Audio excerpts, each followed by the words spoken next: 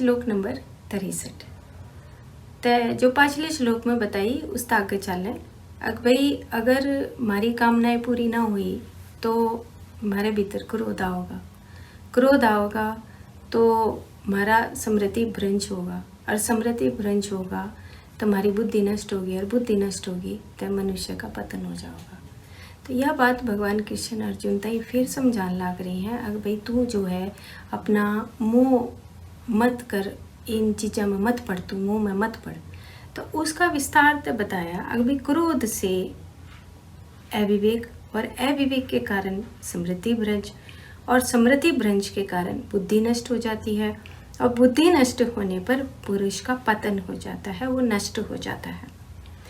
तो इसमें बताया अगर जो विषय आसक्तियों के कारण जो हमारा बार बार उन विषयों के प्रति जब हमारी इच्छा बढ़ने लगती है तो हमारे अंदर वो काम जागने लगता है, और काम की पूर्ति नहीं होती तो फिर क्या होगा, हमारे भीतर क्रोध भीतर उत्पन्न होने लग जाएगा। इस क्रोध से ही हमारे माँ मोह जागेगा, और मोह जागेगा तो जो वस्तु नहीं होगी उसके प्रति हम रह नहीं सकते। क्यों, जब मोह आ गया तो हम उसके बगैर नहीं रहेंगे तो क्या होगा, हमारे भीतर क्रोध आना शुरू हो जाएगा, और फिर जब क्रोध आना शुरू हो गया तो हम अविवेक हो जाओगे, संयम नहीं रहेगा, और संयम नहीं रहेगा तो हमारा ज्ञान का नाश हो जाएगा। तो आड़े जो बात हमने बुद्धि की करी है वह करी है आत्मज्ञान की।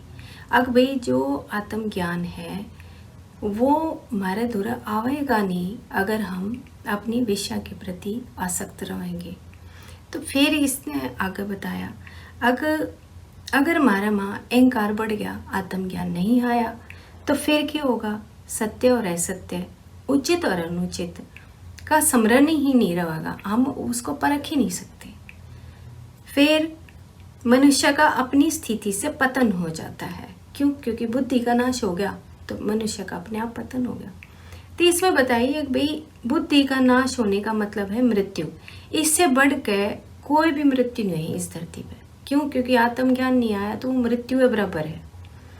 फिर उसमें एक उदाहरण दे दिया, अगर भाई अंधा बैल अगर खेत में गिरे तो उसे स्वयं को तो नुकसान होता ही है, खेत का भी नुकसान होता है।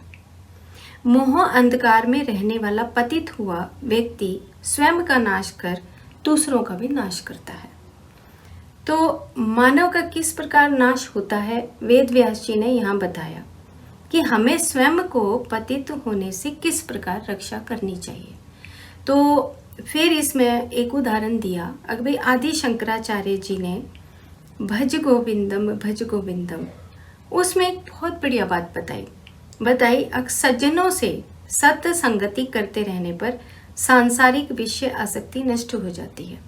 कहने का भाव यो है कि भाई हम सज्जन लोगों के साथ बैठेंगे, अच्छी बात सुनेंगे तो फिर क्या होगा, वो सत्संग है, उस सत्संग तय हमारे भीतर आत्मज्ञान होगा, और फिर आत्मज्ञान होगा तो विषय आसक्ति नहीं रहेगी। फिर बता दिया जहाँ विषय आसक्ति कम होगी, इच्छा कम होगी तो धीरे धीरे वो मोह नष्ट हो जाएगा, और मोह नष्ट हो जाएगा तो हमारा मन जो है निश्चल हो जाएगा, वो चंचलता खत्म हो जाएगी। चंचलता खत्म हो जाएगी तो हमने आत्मज्ञान आ जाएगा, हम अपनी आत्मा में स्थिर हो जाओगे। यो इस श्लोक का सार है।